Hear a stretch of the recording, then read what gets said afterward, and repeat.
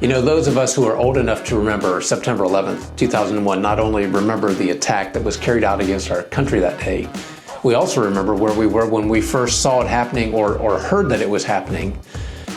But for the last 5 years, and I love this, the Miamisburg City Schools have held a 911 memorial stair climb. This event pays tribute to all the lives lost during the 911 attacks, particularly the 343 firefighters and 241 police officers who perished as a result. Listen, I put some pictures of this event from my email, for you to check out. It's a great way to acknowledge and express their gratitude to all the first responders and military personnel for their dedication to our community and our country.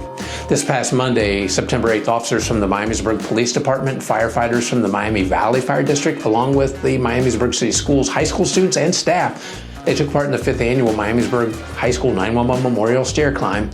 And I appreciate our MCCers who were able to participate in this.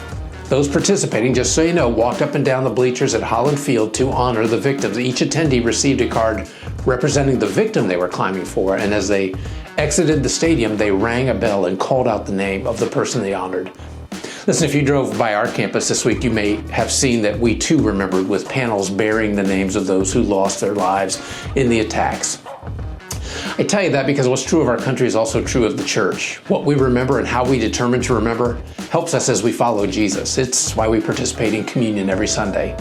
By observing that each week, I'm never more than 7 days away from remembering that Jesus died on the cross because I struggle with sin and need his forgiveness.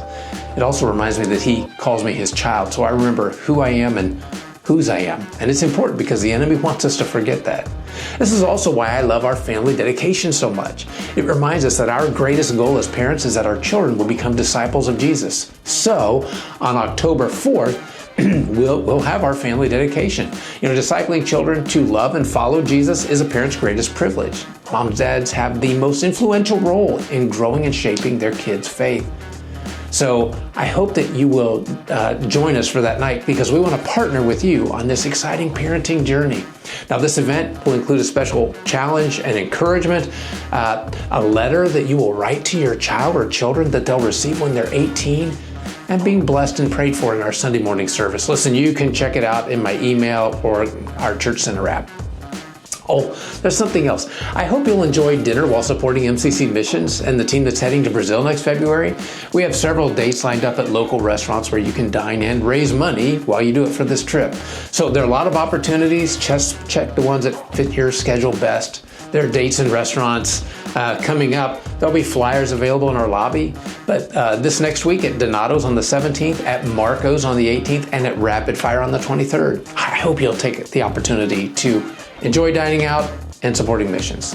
All right, as we get ready for this weekend, I'm wondering how many of us have ever seen even one movie at a movie theater in your whole entire life.